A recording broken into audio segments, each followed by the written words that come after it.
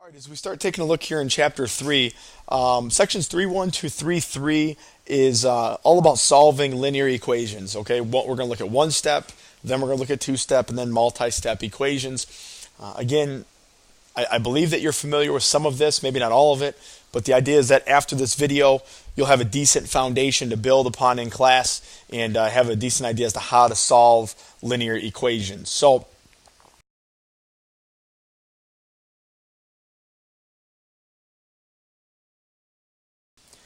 okay, so inverse operations are two operations that undo each other, okay? They undo each other or cancel each other, however you want to think about that. So addition and subtraction cancel each other out. Multiplication and division cancel each other out. Okay, equivalent equations are two equations that have the same solutions. All right, so when you add or subtract something from both sides, well, I guess that's what we're going to look at next, okay?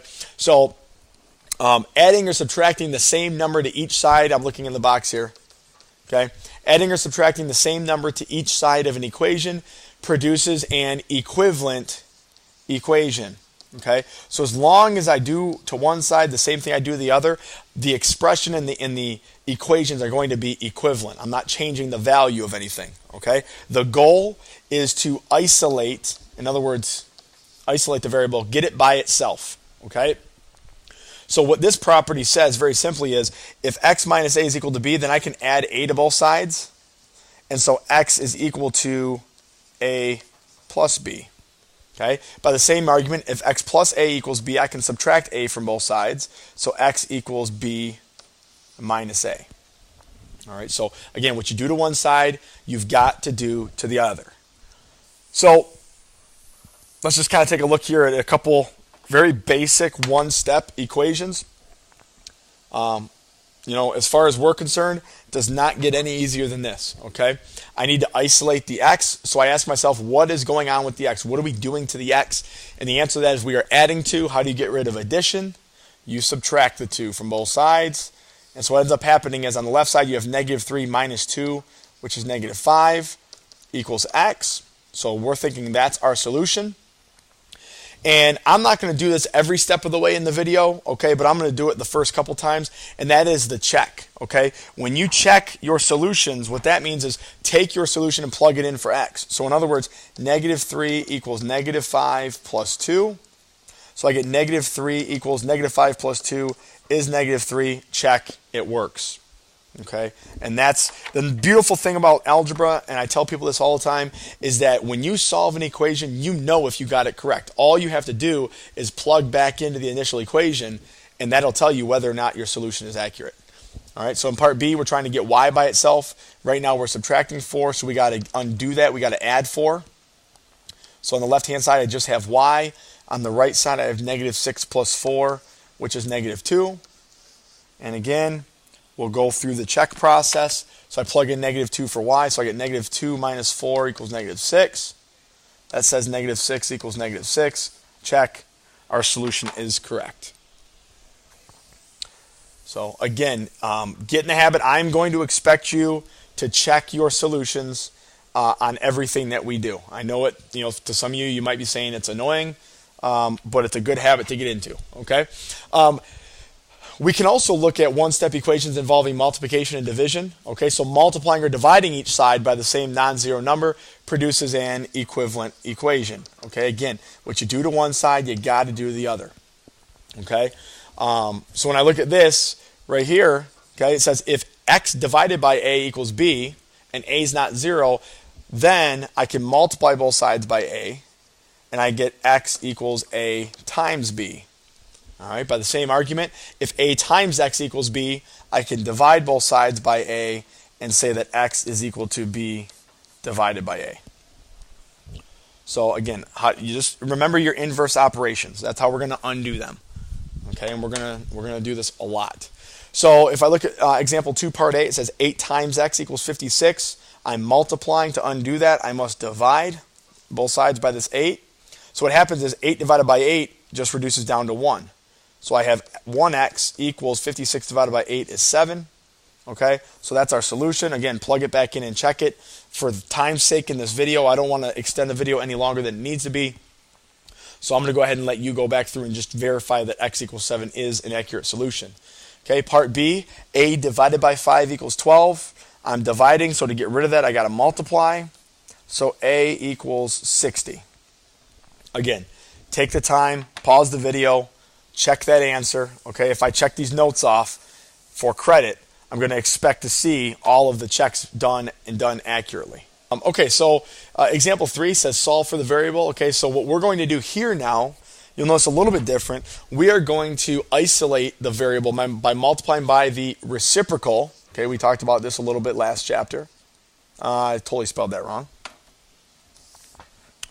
You're figuring out real quick why I'm a math teacher, right? So reciprocal, there we go. Or multiplicative inverse. Okay, I don't have enough room here, so multiplicative inverse, they're the same thing. Okay, it's easier just to say reciprocal though. So if I look at part A here, right, I'm multiplying t by 3/5 to undo that. Okay, I can just multiply by the reciprocal. Multiply both sides by 5/3, so this 5 and this 5 cancel, 3 and 3 cancel, so t equals 6 times 5 is 30, right? You multiply straight across, so that says that t equals 10.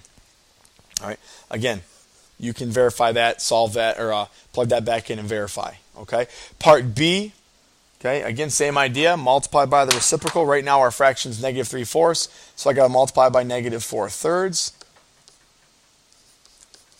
So your 4s, 4 cancel, 3, 3. Negative times a negative is a positive. So I have m equals 21/1. Now what I would do here is I would recognize that 3 and 21 are going to cancel. So then really all you're looking at is 7 times negative 4, which is negative 28.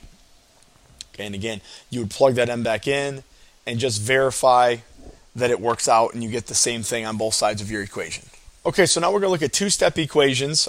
In two-step equations, clearly what that indicates is that we're doing multiple things to x. We're not just adding or subtracting. We're now going to add, subtract, multiply, and or divide. Okay, so what you're going to do when you're solving two-step equations, or the mentality that you're going to have, is you are going to reverse the order of operations. Okay, so first you are going to simplify each side of the equation, okay, by combining like terms.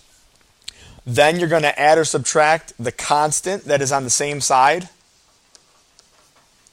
as the variable, and then you multiply or divide by the coefficient of your variable. We say x, but it's not necessarily always going to be x, okay, as we see down in some examples below. So I'm going to go through these fairly quickly. I'll do the first one slowly. I'll do the second two quickly just for you to see and you can check. And then we'll get through these. So again, reverse the order of operations. So I'm going to subtract the 7 first. So I get 3x equals 12. And then to undo division, I have 3 times x. I have to undo a multiplication, I have to divide. So I get x equals 4. Again, what you would do is you would plug that back in here. 3 times 4 is 12. 12 plus 7 is 19. Check. We're good to go. Okay, but I would want to see that written down on the paper. Part B now, again, reverse order of operations. So I'm looking on the side of the variable. I need to add the 14 first. 14. So I get 7k equals 56. Now I got to divide both sides by 7 to get k by itself. So k equals 8 would be the solution there. And finally, part C, no different. I got to add the 12 first.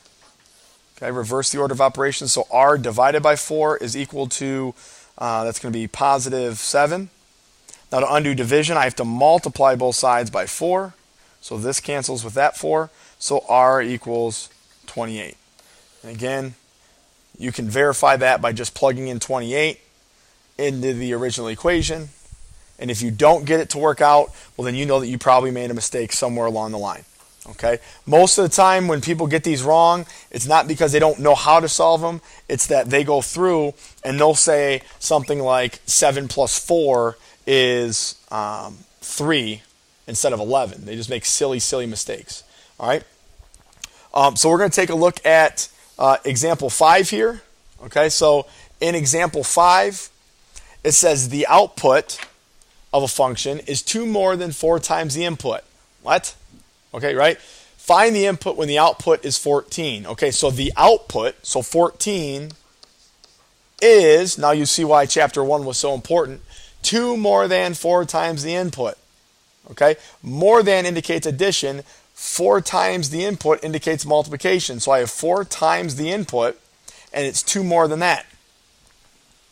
It says find the input, find x. Subtract 2, so you get 12 is equal to 4x. I got to undo the 4, get the 4 out of there, so I have to divide. 12 divided by 4 tells me x is equal to 3. All right.